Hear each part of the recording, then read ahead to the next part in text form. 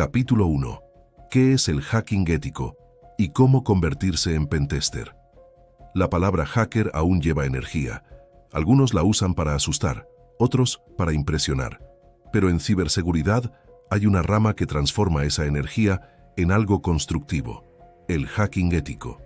Si alguna vez te preguntaste cómo algunos profesionales encuentran fallos antes que los delincuentes, la respuesta es simple. Piensan igual que un atacante, pero actúan con permiso y propósito. Ese profesional se llama pentester, penetration tester, y su trabajo es simular ataques controlados para medir y mejorar la seguridad. Este capítulo te explica qué es exactamente el hacking ético, qué hace un pentester día a día, y qué pasos prácticos debes seguir si quieres convertirte en uno. No es atajo ni hobby, es disciplina, legalidad y formación constante. 1. Hacking ético. Definición y objetivo. El hacking ético es el uso autorizado de técnicas de hacking para identificar vulnerabilidades, evaluar riesgos y proponer mitigaciones antes de que un atacante real las explote. No hay morbo en el objetivo: proteger personas, empresas y servicios. Es un enfoque proactivo que convierte el conocimiento ofensivo en defensa tangible. Un hacker ético no busca fama ni lucro ilícito. Busca reducir la superficie de ataque, demostrar riesgos con pruebas reproducibles y documentadas y ayudar a corregir fallos. El valor que aporta es estratégico. Evita pérdidas económicas, daño reputacional y, en muchos casos, consecuencias legales. 2. ¿Qué hace un pentester? Un pentester ejecuta evaluaciones de seguridad simulando técnicas de ataque reales.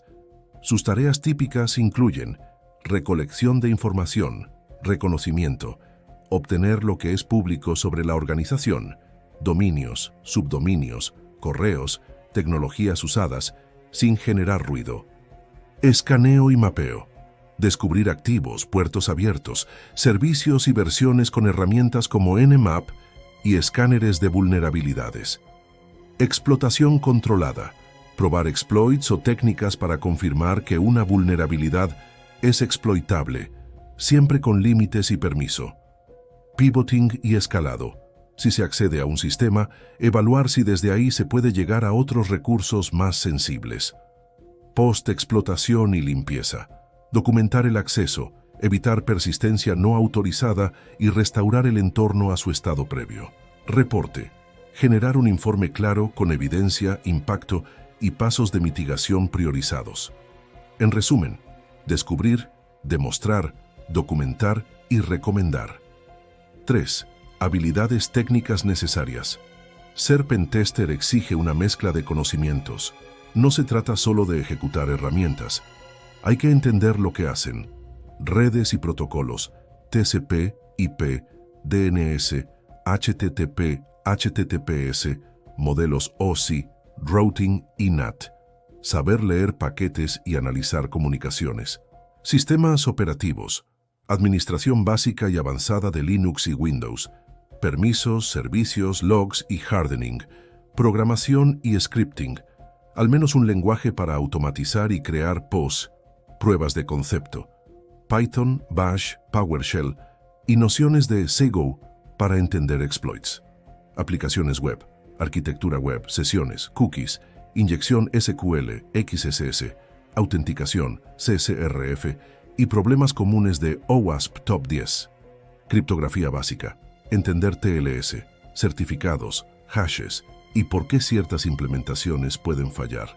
Herramientas de pentesting: Nmap, Metasploit, Burp Suite, Wireshark, Nikto, SQLmap, entre otras. Metodologías y marcos. Conocimiento de procesos como OSSTMM, PTES o OWASP Testing Guide. Pero la habilidad más valiosa es la curiosidad analítica, ver un servicio y preguntarte cómo podrías comprometerlo. 4. Habilidades blandas y profesionales. Un buen pentester no solo sabe técnica, sabe comunicar. Sus habilidades blandas incluyen comunicación clara, transformar hallazgos técnicos en impacto de negocio que directivos entiendan, documentación rigurosa, pruebas reproducibles, logs, capturas y pasos claros para replicar y corregir. Ética y legalidad, entender límites, contratos y cómo actuar ante descubrimientos críticos. Gestión del tiempo y prioridades. En una evaluación limitada, hay que encontrar lo más relevante primero. Trabajo en equipo, coordinar con equipos de IT, SOC y líderes de negocio para remediar sin causar pánico. Sin estas habilidades, incluso el hallazgo perfecto puede quedarse sin corregir. 5. Ruta práctica para convertirte en pentester. Si quieres dedicarte a esto, una ruta probable y probada es: fundamentos. Aprende redes, sistemas y programación básica. Entender cómo funciona la red y un sistema te da la base. Practica en laboratorios. Usa máquinas virtuales, try Hack Me, Hack the Box o Buln Hub para practicar sin dañar a otros. Domina herramientas: Nmap, Wireshark, Burp, Metasploit. Aprende qué hacen y, más importante, por qué funcionan. Estudia vulnerabilidades reales, lee CVEs, boletines de seguridad y postmortems de incidentes. Obtén certificaciones prácticas. OSCP, SPPT o EJPT son referencias para demostrar capacidad técnica práctica. Construye un portafolio, documenta labs, write-ups, CTFs y pruebas de concepto en repositorios públicos o blogs personales. Participa en la comunidad, foros, discords, conferencias locales y bug bounties, siempre con reglas, amplían experiencia y red profesional. Busca experiencia profesional, roles de soporte, administrador de sistemas o seguridad te acercan al objetivo final, un puesto de pentest. La progresión no es lineal, combina estudio, práctica y trabajo real. 6. Legalidad y permisos, la piedra angular. Nunca, jamás, pongas en práctica pruebas fuera de entornos autorizados. Un pentester opera bajo alcance y contrato.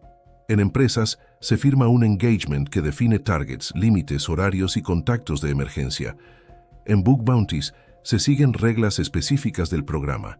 Actuar sin permiso es delito y destruye carreras. La legalidad no es un obstáculo, es la columna vertebral de la profesión. Respétala. 7. Ética profesional y divulgación responsable. Cuando encuentres una vulnerabilidad, sigue el proceso de divulgación responsable. Informa al propietario de forma privada, detalla evidencia y espera a que corrijan antes de publicar. Ofrece ayuda para reproducir y mitigar. Esto construye reputación y evita consecuencias legales. Si trabajas freelance o en una empresa, tu reputación es tu activo más valioso. Ser confiable, transparente y profesional te abrirá puertas. 8. Consejos prácticos para empezar ya. Monta un laboratorio con VirtualBox VMware y descargas de máquinas vulnerables. Haz CTFs enfocados en web y red para ganar intuición. Lee informes de pentests reales y aprende cómo documentan hallazgos. Practica redactar informes ejecutivos. El negocio debe entender el riesgo. Empieza con bug bounties pequeños y programas safe para principiantes. Busca mentores en comunidades locales o en línea. La clave: práctica disciplinada y ética inquebrantable. 9. El día a día de un pentester junior versus un senior. Un junior pasa tiempo aprendiendo herramientas, documentando, replicando exploits y haciendo escaneos con guía. Un senior diseña estrategias de ataque, negocia alcance con clientes, realiza pruebas complejas, lidera equipos y revisa informes. Con el tiempo, el valor se mueve de ejecutar comandos a diseñar pruebas efectivas y comunicar impacto. El hacking ético es la profesión de quienes transforman curiosidad en protección. Ser pentester no es un atajo para la fama, es responsabilidad, disciplina y aprendizaje constante. Si quieres empezar, hazlo con permiso, practica en laboratorios y prioriza la ética. Aprende a pensar como atacante, pero actúa como defensor. Esa dualidad es la que marca la diferencia entre un buen técnico y un verdadero profesional de la ciberseguridad. Si este capítulo te ha inspirado a convertirte en pentester, suscríbete a CyberTips y activa la campanita. En el próximo episodio del módulo, exploraremos las fases del pentesting. reconocimiento, escaneo, explotación y reporte, paso a paso, con ejemplos prácticos y flujos de trabajo que puedes aplicar en tu laboratorio. Prepárate. Subiremos el nivel y te enseñaré a convertir teoría en práctica responsable. Capítulo 2. Fases del pentesting. Reconocimiento, escaneo, explotación y reporte. Un pentest no es un sprint improvisado, es una operación metódica. Cada fase tiene un propósito claro y reglas estrictas. Saltarte pasos es como disparar a ciegas. Puedes causar daño, perder tiempo, o peor, no encontrar lo que importa. En este capítulo, desglosamos las 4 fases clásicas del pentesting: reconocimiento, escaneo, explotación y reporte. Y te explico qué hacer, qué evitar y cómo convertir hallazgos en mejoras reales. Piénsalo como una caja de herramientas mental. Cada fase es una herramienta que, usada con ética, protege activos, usada sin control, destruye confianza. 1. Fase 1. Reconocimiento. Recon. Ver sin ser visto. El reconocimiento es la primera y posiblemente la más importante fase. Aquí no se hace ruido. Se recopila información pública y disponible sin interactuar directamente con los sistemas objetivo. Es el equivalente a observar un edificio desde la acera antes de entrar. Objetivos del recon: identificar dominios, subdominios, correos, tecnología usada, proveedores de servicios, evasión de perímetros y cualquier pista que permita construir un mapa del objetivo. Fuentes comunes, motores de búsqueda, certificados SSL, TLS, registros DNS, redes sociales, perfiles públicos de empleados y repositorios públicos, GitHub, GitLab. ¿Por qué empezar pasivo? Porque reduce el riesgo de ser detectado y evita disparar alertas. Además, mucha información valiosa ya está a la vista. Claves API expuestas, endpoints olvidados o versiones antiguas en metadatos. Un buen reconocimiento convierte horas de escaneo en minutos útiles. Precauciones. Documenta todo. No intentes acceder o autenticarte en esta etapa y respeta el alcance definido. Si encuentras credenciales públicas por accidente, notifícalo y no las uses hasta tener permiso explícito. 2. Fase 2. Escaneo y enumeración. Tocar la red con guantes. Con el mapa del recon, llega la fase activa, escaneo y enumeración. Aquí usas Nmap, escáneres de vulnerabilidades y otras herramientas para descubrir hosts activos, puertos abiertos, servicios, versiones y configuraciones. Es el momento de tocar la red, pero con cuidado. Cada ping, cada SYN y cada petición deja rastro. Tareas típicas: descubrimiento de red, ICMP, ARP, escaneo de rangos, detección de puertos y servicios, SS, SV, Nmap, enumeración de versiones y banners, FTP, SSH, HTTP headers, identificación de rutas y topología, Traceroute MTR, escaneo de vulnerabilidades con herramientas automatizadas, Nessus, OpenBus, Nikto, Burp Scanner, para detectar CVE conocidas o configuraciones débiles. La enumeración web, subdominios, directorios, parámetros, es crítica en aplicaciones. Usar herramientas de fuzzing y directorios, GoBooster, DIRB, revela endpoints ocultos, archivos de backup o paneles administrativos. Precauciones. Prioriza escaneos no intrusivos y comunica ventanas de prueba. Limita la velocidad si trabajas sobre infraestructuras críticas. Evita técnicas que puedan causar denegación de servicio, salvo que estén autorizadas explícitamente. 3. Fase 3. Validación y explotación controlada. No todas las vulnerabilidades detectadas son explotables en el contexto real. La fase de validación confirma si un hallazgo automático es falso o positivo y si su explotación tiene impacto. Si está autorizado, aquí se prueban exploits controlados para demostrar riesgo. Este es el momento donde el pentester camina en los zapatos del atacante, pero con reglas. Subfases: validación manual, reproducir el hallazgo sin explotarlo a fondo, capturar evidencia, logs, respuestas HTTP hashes, pruebas con payloads seguros, Usar POC no destructivos para demostrar acceso o filtrado de datos. Explotación limitada. Si el cliente lo permite, probar explotación para escalar privilegios o pivotar a otros activos, siempre registrando pasos y evitando persistencia no autorizada. Post-explotación controlada. Evaluar el alcance real, exfiltración hipotética, capacidad de movimiento lateral, pero sin extraer datos sensibles innecesariamente.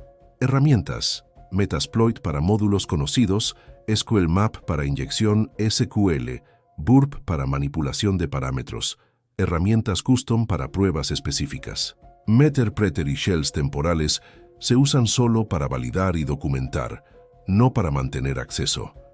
Ética y límites. Documenta cada acción, informa inmediatamente si encuentras datos críticos, datos personales, credenciales de alto nivel, y respeta la política de no divulgación hasta que se solucione. Si una explotación causa impacto no previsto, corta la prueba y notifica al responsable de emergencia. 4. Fase 4. Reporte. Convertir hallazgos en acciones. La fase final es donde el trabajo técnico se transforma en valor real. Un informe pobre es un ejercicio estéril. Un informe bien construido es la diferencia entre parche inmediato y vulnerabilidad persistente. El reporte debe ser claro, reproducible y accionable. Elementos imprescindibles. Resumen ejecutivo. ¿Qué se encontró y por qué importa? En lenguaje comprensible para directivos. Alcance y metodología. ¿Qué se probó? ¿Cuándo y con qué permisos? Hallazgos priorizados. Clasificación por severidad. Crítico, alto, medio, bajo. Y por riesgo de negocio. Impacto X probabilidad. Evidencia. Capturas, logs, comandos exactos, POC con hashes o capturas de tráfico que permitan replicar sin provocar daño. Recomendaciones concretas, pasos de mitigación, parche sugerido, configuración segura y alternativas tácticas, plan de remediación sugerido, quién debe actuar, orden de prioridad y tiempos. Retest. Propuesta de verificación posterior para confirmar que las correcciones se aplicaron correctamente. Un buen informe prioriza lo crítico y propone soluciones prácticas, no solo lista problemas.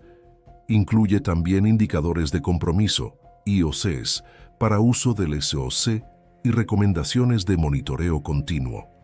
5. Ciclo de vida, retroalimentación y mejora continua. El pentest no termina con el informe. La organización debe remediar, testar de nuevo y mejorar procesos. Un proceso ideal incluye pruebas periódicas, integración con gestión de parches y automatización para detectar regresiones. Los hallazgos deben alimentar políticas de seguridad, formación a personal y mejoras en la arquitectura. Para el pentester, el aprendizaje continúa. Cada engagement deja lecciones y nuevas técnicas, y la retroalimentación del equipo de TI mejora la próxima ronda. 6. Buenas prácticas transversales. Documenta todo desde el primer comando. Si algo sale mal, el historial salva carreras. Comunicación constante con el punto de contacto. Informar anomalías críticas en tiempo real evita incidentes mayores. Respeta el scope. Si necesitas ampliarlo, pide autorización por escrito. Minimiza impacto. Emplea técnicas no destructivas por defecto. Reproduce y valida. No reportes sin confirmar. Los falsos positivos dañan credibilidad. El pentesting es método más que espectáculo. Reconocimiento, escaneo, explotación y reporte forman un flujo lógico. Primero observo, luego mapeo, después pruebo y finalmente explico. Cada fase exige disciplina, documentación y ética. Un pentester eficaz es quien logra transformar hallazgos técnicos en acciones de mitigación que reducen riesgo real, sin traspasar límites legales ni morales. La ciberseguridad real no se trata solo de encontrar fallos, se trata de hacer que desaparezcan. Si este capítulo te ha aclarado las fases del pentesting y quieres ejemplos prácticos para aplicar en tu laboratorio, suscríbete a CyberTips y activa la campanita. En el próximo episodio entraremos en ataques a redes Wi-Fi, cómo se ejecutan y sobre todo cómo defenderte de ellos en el mundo real.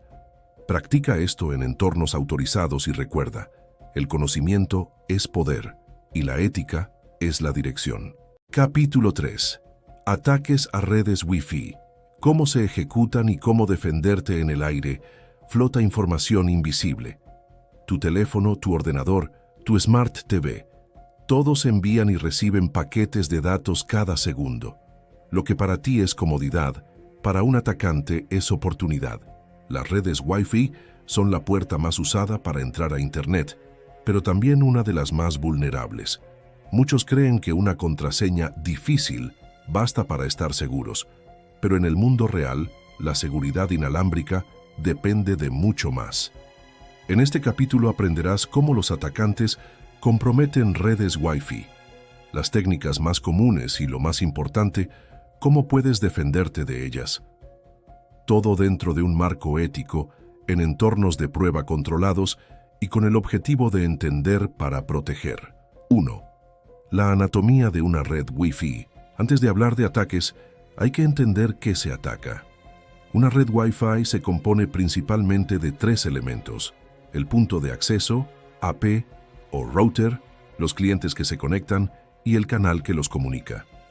Todo se transmite por ondas de radio, normalmente en las bandas de 2.4 GHz o 5 GHz, donde cualquier persona dentro del rango puede escuchar si sabe cómo hacerlo. Cada red tiene un SSID, nombre visible, y un BSSID, dirección MAC del punto de acceso. Las comunicaciones entre AP y cliente pueden estar cifradas o no, según el protocolo usado: WEP, WPA, WPA2 o WPA3. Cuanto más antiguo el protocolo, más fácil es romperlo. WEP, por ejemplo, se puede craquear en minutos. WPA2, aunque más robusto, aún puede ser vulnerable a ataques de diccionario o fuerza bruta si la contraseña es débil. 2. Tipos de ataques a redes Wi-Fi. Existen muchas formas de comprometer una red inalámbrica. Algunas apuntan al cifrado, otras al usuario y otras al propio tráfico. Las más comunes son captura de handshake. El atacante escucha la negociación entre un dispositivo y el router al conectarse. Ese intercambio de claves, handshake, puede luego ser analizado offline para intentar romper la contraseña mediante diccionario o fuerza bruta. Ataque de desautenticación, DAuth. Se envían paquetes falsos al cliente para forzarlo a desconectarse. Cuando se reconecta, se captura el handshake. Evil Twin, gemelo malvado. El atacante crea un punto de acceso falso con el mismo nombre que el real. Los usuarios se conectan sin darse cuenta y entregan sus credenciales o tráfico. Captura de tráfico no cifrado. Si el atacante logra acceso o los clientes usan protocolos inseguros, puede analizar paquetes y obtener información sensible. Ataques WPS. Si el router tiene activado el sistema de emparejamiento rápido, WPS, se pueden probar los PIN por fuerza bruta para obtener la contraseña real. Rogue AP o punto de acceso falso, usado en oficinas o lugares públicos, imita la red corporativa o del local para interceptar datos. Estos ataques no requieren magia ni supercomputadoras.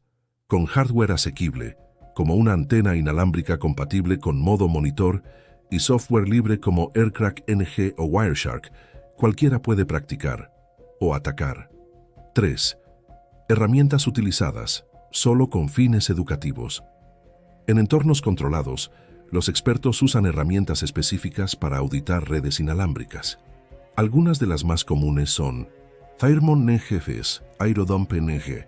Permiten poner la tarjeta Wi-Fi en modo monitor y capturar tráfico de una red específica.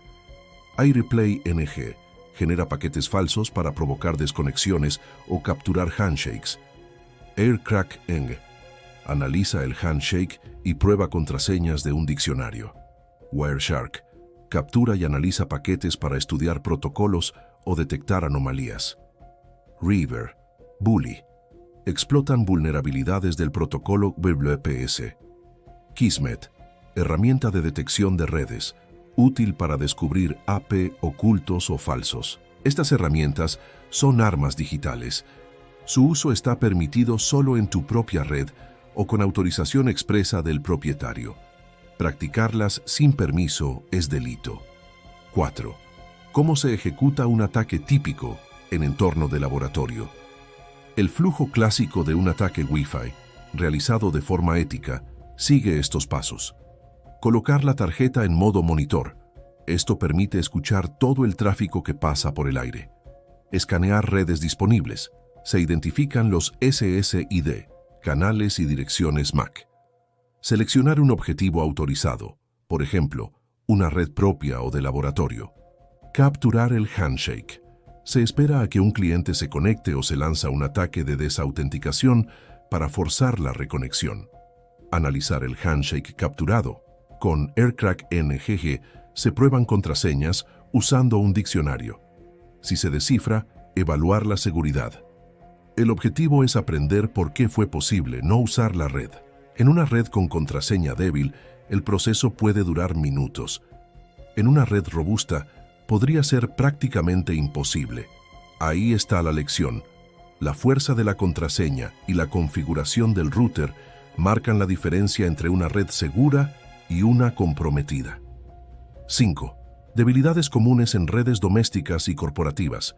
Muchos routers salen de fábrica con configuraciones peligrosas.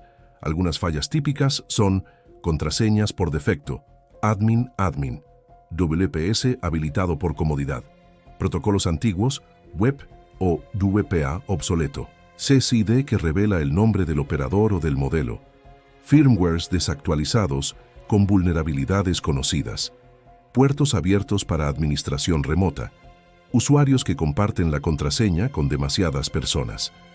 En entornos corporativos también se cometen errores, credenciales compartidas, redes de invitados sin segmentación o puntos de acceso no autorizados instalados por empleados. 6. ¿Cómo defenderte de ataques Wi-Fi? La defensa comienza con la configuración correcta. Usa WPA3 siempre que sea posible.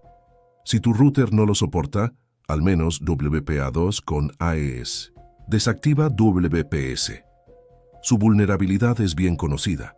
Crea contraseñas largas y únicas, no palabras del diccionario. Combina letras, números y símbolos.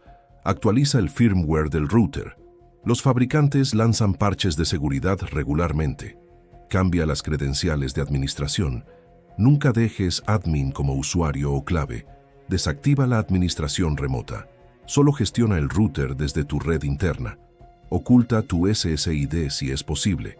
No es una defensa absoluta, pero reduce exposición. Separa redes, una para invitados, otra para dispositivos IoT y otra para trabajo. Monitorea los dispositivos conectados. Si ves uno que no reconoces, cambia la contraseña inmediatamente. Usa una VPN en redes públicas. Incluso si alguien intercepta tu tráfico, no podrá leerlo. La seguridad perfecta no existe, pero puedes hacer que atacarte sea tan costoso y lento que no valga la pena. 7. Wi-Fi público. El terreno favorito de los atacantes. Aeropuertos, cafeterías, universidades, bibliotecas. Los puntos de acceso gratuitos son trampas potenciales. Cualquiera puede crear una red con el mismo nombre del local y captar usuarios desprevenidos. Desde ahí, capturar cookies, secuestrar sesiones o redirigir tráfico es cuestión de segundos.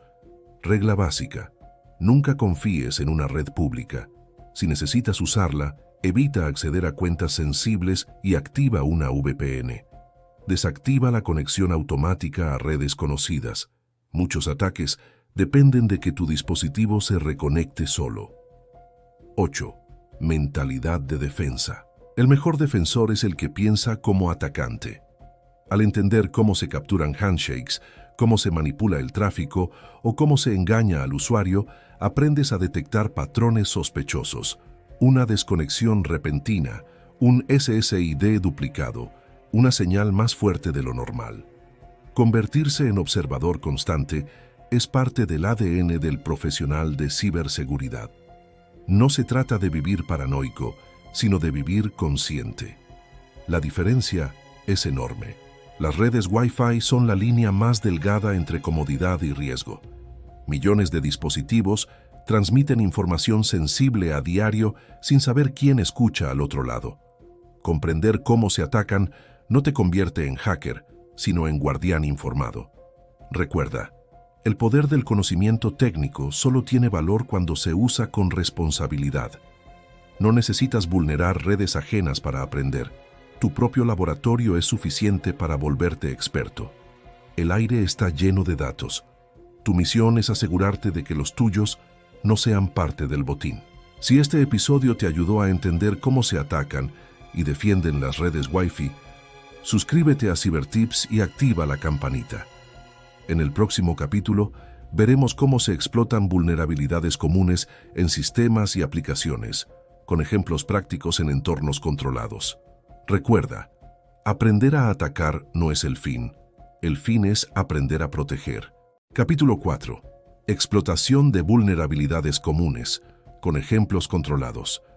La vulnerabilidad es una grieta en el código, en la configuración o en el proceso. No todas son iguales. Algunas solo permiten lectura, otras entregan la llave de toda la casa. Explorar vulnerabilidades no es un hobby oscuro, es una necesidad para aprender a reforzar sistemas antes de que alguien con malas intenciones lo haga. En este capítulo veremos las fallas más habituales, cómo reconocer sus señales en un entorno seguro y, lo más importante, cómo mitigarlas. 1. Principio, laboratorio, autorización y ética. Antes de cualquier cosa, practica solo en entornos que controlas o donde tienes permiso explícito. Usa máquinas vulnerables intencionadas, Metasploitable, DWA, WebGoat, Vulnhub, redes aisladas y snapshots para recuperar estados. Documenta todo, lienza el scope y actúa bajo reglas claras. El objetivo es aprender defensas, no enseñar ataques. 2. Inyección SQL, la clásica fisura en la lógica. ¿Qué es? La inyección SQL ocurre cuando una aplicación incluye datos del usuario en consultas a la base de datos sin saneamiento. Un parámetro mal tratado puede alterar la consulta y devolver, modificar o eliminar información. ¿Cómo se manifiesta? Concepto. Formularios de login que esperan usuario y contraseña y construyen consultas concatenando cadenas o parámetros en URLs que filtran resultados.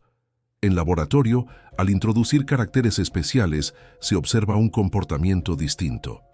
Errores de base de datos, campos que devuelven datos inesperados o resultados sin autenticación. Ejemplo controlado. En DWA o WebGoat existen retos diseñados para mostrar cómo una entrada manipulada altera la consulta. Se prueba en entorno cerrado y se registra el comportamiento para aprender cómo detectarlo. Mitigación.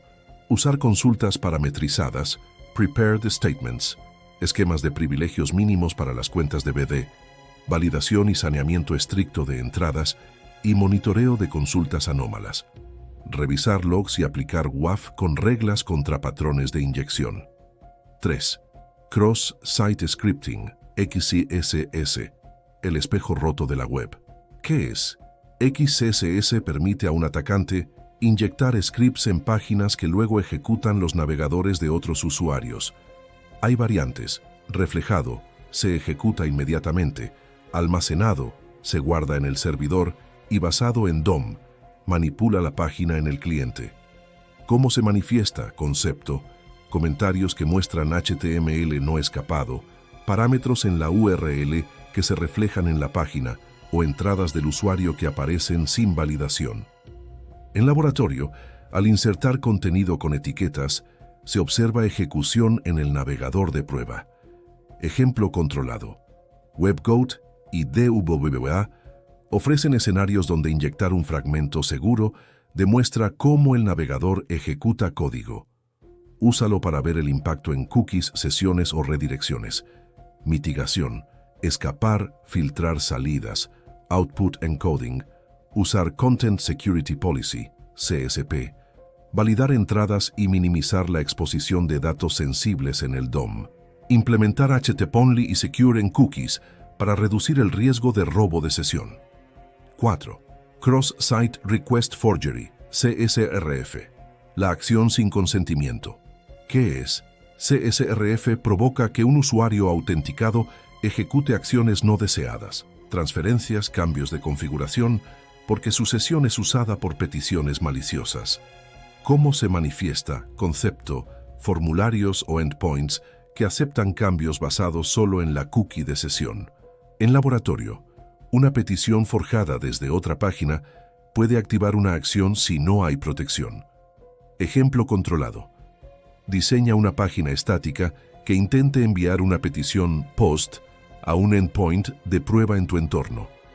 Observa si la acción se ejecuta cuando la víctima está autenticada. Mitigación. Tokens anti-CSRF, verificar el origen y encabezados referer, origin, usar same site en cookies y políticas de doble submit cuando corresponda. 5. Ejecución remota de comandos, RCE, y file upload inseguro. ¿Qué es? RCE ocurre cuando la entrada del usuario termina interpretada por el sistema operativo o por un intérprete, permitiendo ejecutar comandos arbitrarios. Subir archivos sin validación puede permitir código malicioso en el servidor. ¿Cómo se manifiesta? Concepto. Formularios de carga que aceptan nombres de archivos con extensiones peligrosas o funciones que evalúan entradas sin saneo. En laboratorio, un archivo controlado puede mostrar cómo un servidor vulnerable procesa contenido de forma insegura. Ejemplo controlado. Utiliza una aplicación intencionalmente vulnerable que soporte uploads y observa validaciones débiles. No subas código real fuera del sandbox. Mitigación. Validar tipo MIME y extensiones en servidor y cliente. Renombrar archivos. Almacenar fuera del árbol público. Aplicar permisos mínimos. Usar mecanismos de escaneo de malware y evitar cualquier evaluación o inclusión dinámica de contenido enviado por el usuario. 6. Deserialización insegura y ataques a librerías. ¿Qué es? Deserializar objetos no confiables puede reactivar código o crear objetos maliciosos que desencadenan comportamiento inesperado. Muchas librerías ofrecen mecanismos potentes que mal usados son vectores de ataque. ¿Cómo se manifiesta? Concepto. Cargas de objetos binarios o formularios que aceptan representaciones serializadas.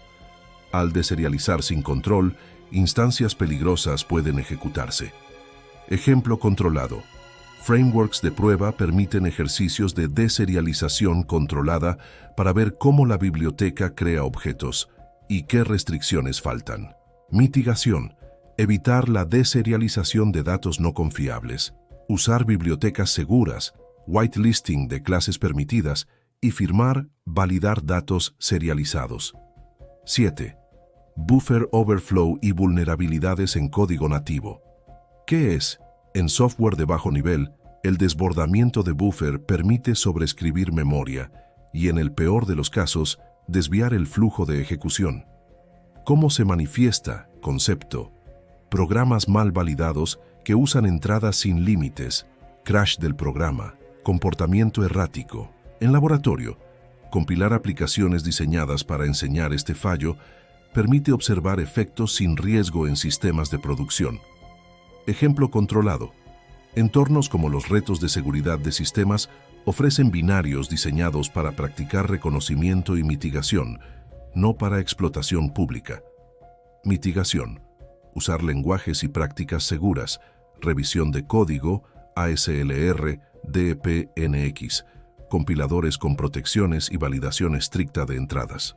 Conocer cómo se explotan estas vulnerabilidades ayuda a priorizar defensas. No es suficiente parchear. Hay que cambiar patrones de diseño, aplicar validación en varias capas, usar principios de menor privilegio y automatizar escaneos continuos. Siempre valida en entorno controlado, documenta y repara. 9. Procedimiento post-descubrimiento responsable. Si en tus pruebas controladas encuentras una vulnerabilidad real en un sistema ajeno con permiso, sigue la divulgación responsable. Notifica al propietario con evidencia mínima. Da tiempo para remediar, no publiques detalles que faciliten explotación y ofrece asistencia para mitigación si procede. Para hallazgos en servicios públicos, Usa los canales oficiales o programas de Bug Bounty. Si este capítulo te ayudó a comprender las vulnerabilidades comunes y cómo estudiarlas de forma segura, suscríbete a CyberTips y activa la campanita. En el siguiente episodio veremos cómo reportar vulnerabilidades de forma responsable, Bug Bounty. Practica responsablemente y en entornos autorizados. La ética es la única vía para convertir conocimiento en protección. Capítulo 5. Cómo reportar vulnerabilidades de forma responsable, Bug Bounty. Encontrar una vulnerabilidad es como localizar una grieta en la pared de un edificio. Puedes quedarte mirando, aprovecharla o llamar al arquitecto para que la arregle. El hacker ético responsable hace lo segundo. Reportar vulnerabilidades correctamente no solo protege a usuarios y empresas, sino que también construye reputación profesional. En este capítulo veremos cómo hacerlo paso a paso, desde verificar el hallazgo hasta la divulgación pública, pasando por la relación con plataformas de Bug Bounty y proveedores. Antes de reportar, confirmar y documentar. Cuando detectas un posible fallo, lo primero es verificar que realmente existe y que no es un falso positivo. Reproduce el comportamiento en tu laboratorio o en un entorno controlado. No vuelvas a explotar la vulnerabilidad en sistemas de producción de terceros sin permiso. Documenta todo desde el primer segundo. Fechas, horas, direcciones IP o URLs afectadas, parámetros, headers relevantes y capturas, pantalla, tráfico, que no incluyan datos sensibles de terceros. Mantén un registro ordenado de los pasos que seguiste y de la evidencia que obtuviste. Respeta el scope y la legalidad. Antes de interactuar con un servicio, consulta el scope. Muchas empresas publican programas que especifican qué dominios, subdominios, aplicaciones y técnicas están permitidas. Si no hay programa público, busca un contacto de seguridad, securityempresa.tld o página de divulgación responsable. Nunca pruebes fuera del alcance ni realices técnicas destructivas, ransomware, DDoS, exfiltración de datos reales. Sin autorización, cualquier prueba puede convertirse en delito. Actuar dentro de límites legales y contractuales es la base del reporte responsable. Canales, plataformas versus contacto directo. Tienes dos caminos habituales: plataformas de Bug Bounty, HackerOne, Bugcrowd, Integrity, YesWeHack, etc. Ofrecen estructura, safe harbor, protección legal relativa si sigues las reglas, procesos de triage y, en muchos casos, compensación. Son ideales para programas abiertos. Contacto directo con el proveedor. Cuando no hay programa, envía un correo a Security, a BUCE o al contacto indicado. Usa cifrado, PGP, si vas a incluir evidencia sensible. Si usas una plataforma, lee sus reglas, SLA de triage y políticas de divulgación. Estas plataformas a menudo medían la elegibilidad del hallazgo para recompensa. ¿Qué incluir en un buen reporte? Estructura práctica. Un reporte útil es claro, reproducible y orientado a la acción. Incluye título claro y conciso, inyección SQL en parámetro search, PHP de dominio ejemplo, com. Resumen ejecutivo, una o dos frases sobre el impacto, qué afecta y por qué importa. Alcance, URLs, hosts exactos, versiones, si se conocen, y entorno, producción, test. Pasos para reproducir, repro. Descripciones precisas y no destructivas. Evita incluir payloads explotables. En su lugar describe el comportamiento observado y proporciona hashes o capturas que permitan replicar sin riesgo. Evidencia, capturas de pantalla, logs, fragmentos de tráfico, con datos sensibles redacted, y timestamps. Si entregas PCAP, marca las sesiones relevantes. Impacto estimado, confidencialidad, integridad, disponibilidad, posibilidad de pivoting, número de usuarios afectados. Usa lenguaje técnico, pero añade un párrafo explicando el impacto en negocio en términos comprensibles. Recomendación: pasos concretos para mitigar, validar entradas, aplicar parches, configurar headers. No es obligatorio dar la solución completa, pero sí indicaciones prácticas. CVSS. Prioridad sugerida. Si conoces CVSS, aporta una puntuación como referencia. Si no, sugiere severidad, crítica, alta, media, baja. Contacto y disponibilidad. ¿Cómo y cuándo pueden contactarte para clarificar? Evita adjuntar exploits funcionales en la primera comunicación o publicar pruebas completas antes de mitigación. Comunicación efectiva. Tono y expectativas. Trata al equipo de seguridad como un aliado, no como adversario. Usa un tono profesional, directo y colaborativo. Indica tu intención, responsable disclosure, y ofrece un plazo razonable para corrección antes de divulgación pública, habitualmente 90 días, puede variar. Sé paciente. La triage puede tardar. Las empresas priorizan según riesgo y recursos. Si no recibes respuesta en 1 o 2 semanas, reenvía educadamente o contacta por el canal alternativo. Recompensas y expectativas. Bug Bounty. Si reportas a través de una plataforma, la recompensa depende de severidad, impacto y calidad del reporte. No esperes siempre un pago. Las empresas pueden ofrecer reconocimiento, swag o nada. La reputación y la calidad de tus informes influyen en futuras compensaciones. No pidas recompensa antes de que el equipo confirme la validez. Si el programa ofrece Safe Harbor, sigue sus reglas estrictamente para no perder protección. Coordinación y divulgación responsable. La divulgación responsable implica dar tiempo al propietario para arreglar el problema antes de publicar detalles. Un flujo típico: notificación privada, triage, arreglo parcial, total, retest. Acuerdo sobre fecha de divulgación pública opcional. Si el proveedor no responde y el riesgo es alto, considera escalar a CERT-C-CIRT nacional o a la plataforma donde hayas reportado. Evita el divulgación pública sin agotar canales responsables. Publicar detalles puede facilitar ataques masivos. CVE, coordinación con Mitre y publicación. Para vulnerabilidades que afectan software ampliamente usado, bibliotecas, frameworks, appliances, coordinar la obtención de un CVE puede ser apropiado. El proveedor o un CNA, CVE Numbering Authority, puede solicitar la asignación. El proceso implica compartir detalles técnicos con responsables y acordar una fecha de publicación. Nuevamente, no publiques antes del arreglo coordinado. Retest y cierre. Una vez corregido, solicita un retest. Proporciona pruebas de que la mitigación es efectiva y, si procede, actualiza el informe. Pide que te confirmen el cierre y, si has acordado divulgación con la empresa, define la fecha y los términos. Anonimato, contenido. Mantén registros de la comunicación.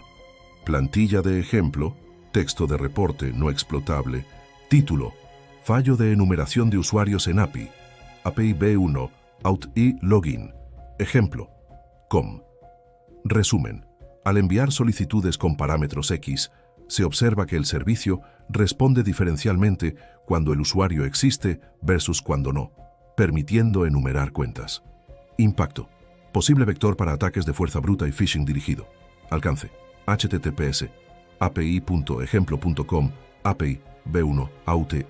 Login. Producción. Reproducción. No explotativa. 1. Enviar petición post con payload A. Ejemplo. Usuario inexistente. 2. Observar respuesta R1 y código 200. 3. Enviar post con usuario existente. Observar respuesta R2 distinta en tiempo o contenido. Evidencia, capturas y timestamps adjuntos. Recomendación: estandarizar mensajes de error, aplicar rate limiting y usar mecanismos de protección contra enumeración.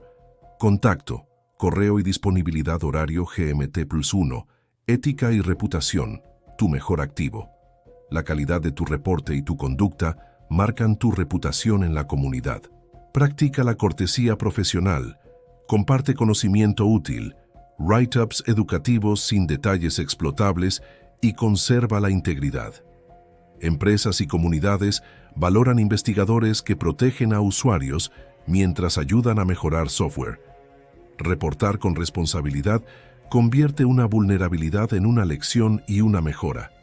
Sigue procesos, documenta, respeta el scope y coordina la divulgación. La ética no es una capa extra, es la condición para que tu trabajo tenga impacto positivo. Hazlo bien, y tu nombre abrirá puertas. Hazlo mal y solo abrirás problemas.